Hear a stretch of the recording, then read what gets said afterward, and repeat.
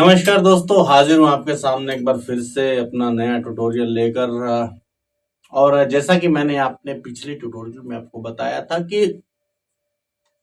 जी scale को saxophone में without Octave कैसे बजाया जाता है, और आज मैं आपको बताऊंगा उसका नेक्स्ट स्टेप कि जी स्केल को ऑल्टो सैक्सोफोन में विद ऑक्टेव कैसे बजाया, यानी कि नेक्स्ट ऑक्टेव में हाई नोट्स में अगर जी स्केल बजाना हो तो वो किस तरीके से बजाया जाता है। एक बार आपको रिमाइंड करवाने के लिए बजा रहा हूँ। जी स्केल जो हमने विदाउट ऑक्टेव बजाया था, ये हमारे तीनों फिंगर यहाँ पे और दो फिंगर यहाँ पे, ये हमारा बनता था सा। रे के लिए हमने इंडेक्स फिंगर, हमारे जो दाएं हाथ की राइट हैंड की जो इंडेक्स फिंगर वो हटा, ये रे बना था। गा के लिए ये वाली, ये फिंगर ऐड हो गई थी, ये हमने रिलीज कर दी थी।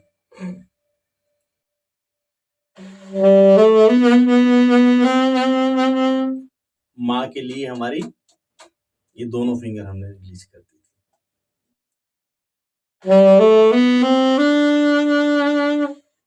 पा के लिए हमारी सिर्फ इंडेक्स फिंगर यहाँ पे थी।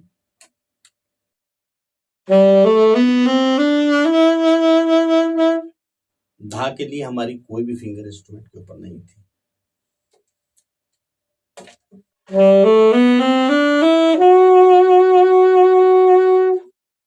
और जहां तक बात थी नी की, नी हमने क्या किया था, ये तीनों फिंगर प्लस ये राइट हैंड की तीनों फिंगर और साथ में ऑक्टेव प्लस एक जो मैंने बताया था कि ये छोटी फिंगर जो चौथी की जो छोटी फिंगर है दाएं हाथ की, उससे इसको कंट्रोल करना है। ये वाली फिंगर नोट को हमें दबाना है, यानी कि राइट हैंड से हमारे 4 कीज दबेंगे।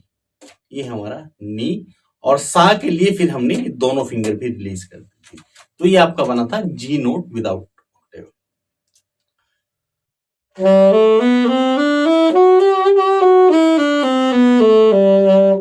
तो आशा करता हूं आप लोगों ने इसकी प्रैक्टिस की होगी। और दोस्तों फिर से मैं बता रहा हूं कि आप ज्यादा से ज्यादा अलंकार बजाएं। जितने ज्यादा अलंकार बजाएंगे उतनी जल्दी आप इस इंस्ट्रूमेंट को अपने कंट्रोल में कर पाएंगे।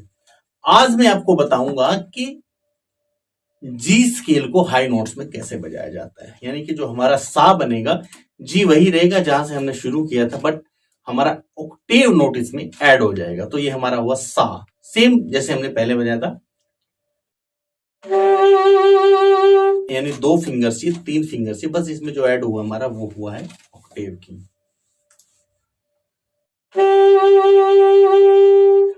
रे के लिए वही इंडेक्स फिंगर राइट हैंड की आप रिलीज कर दीजिए रे।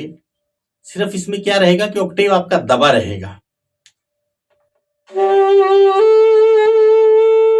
और गा भी आपका ये ऐड, छोटी वाली फिंगर आपकी लेफ्ट हैंड की ऐड हो जाएगी, गा हो जाएगा सा रे गा।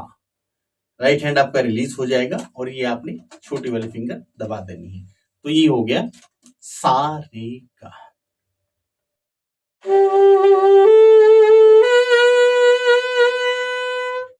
माँ के लिए वही नेक्स्ट स्टेप, ये दोनों फिंगर हटा दीजिए, ऑक्टेव इसमें दबा रहेगा, इस बात का ध्यान रखिए। ऑक्टेव यानी कि हम लोग हाई नोट्स में जा रहे हैं।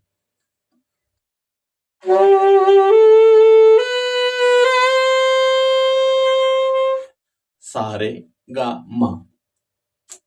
पा के लिए आप ये वाली जो मिडल फिंगर है आपकी लेफ्ट हैंड की, ये वाली हटा दीजिए, ये आपका बना पा।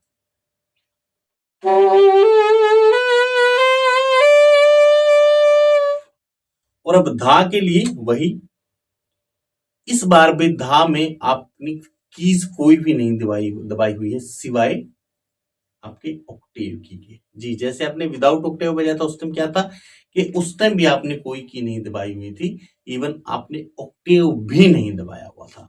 और इसमें जो आपने ऐड करना है, आपने ऑक्टेव की दबा के रखना है बस। तो आपका धा तक सेम ही रहेगा जैसे आपका विदाउट ऑक्टेव रहा था, धा तक। उसके बाद मैं आता हूं धा के बाद नी।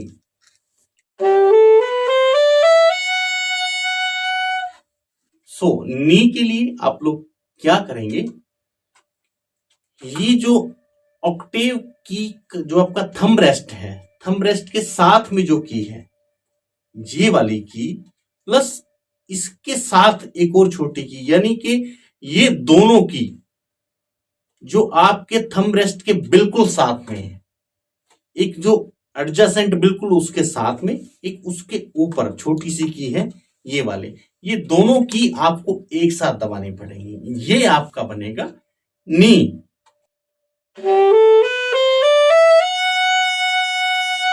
देखिए, ये दोनों की प्लस ऑक्टेव, ये बनेगा आपका नी। और सा के लिए आपको क्या करना है,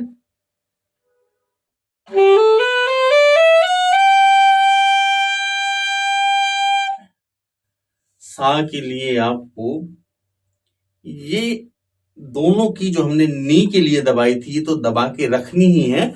इसके साथ साथ यहां पे देखिए तीन हमारे जो लीवर दिए हुए, राइट हैंड की जो हमारी पाम है, इसके नीचे जो तीन लीवर जो यहाँ पे दिए हुए, इसमें जो सबसे ऊपर वाला जो है, ये आपको दबाना है इस पाम के सहारे से, हथेली के सहारे से।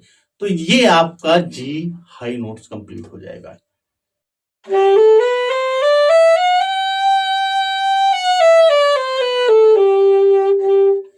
ये आपका आरोह और अवरोह हो जाएगा। इसमें आपको ऑक्टेव दबा के रखना है। और इसकी जितनी ज्यादा, देखिए हाई नोट्स में बजाने में थोड़ी सी दिक्कत आती है, मतलब जितने ज्यादा हाई नोट्स में आप जाते रहेंगे तो आपको हल्का प्रेशर देना पड़ेगा, महसूस होगा कि हाई नोट्स में से बज नहीं रहा है। इसलिए घबराना नहीं है, बार बार जब आप प्रैक्टिस करते रहेंगे, और मैं आपको हर बार बताता हूं कि आप जैसे लॉन्ग नोट बजाते रहेंगे तो हाई नोट्स में भी आपको लॉन्ग नोट बजाने हैं, तो एक टाइम के बाद ये आपके लिए इजी हो जाएंगे। और आप जब भी प्रैक्टिस करें, जी नोट विदाउट बेस और विद बेस, दोनों विदाउट बेस आप स्टार्ट करके और फिर ऑक्टेव ऐड करके उस तरीके से आप इसी प्रैक्टिस कीजिएगा। देखिए मैं एक बार आपको बजा के दिखाता हूं।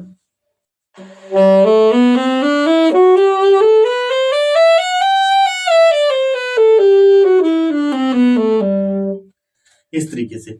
और इसी में ही जैसे मैंने आपको बताया था पहले कि अलंकार आप सारेगा रेगामा गामा पा, इस तरीके से अलंकार आप इसमें ऐड कर सकते हैं।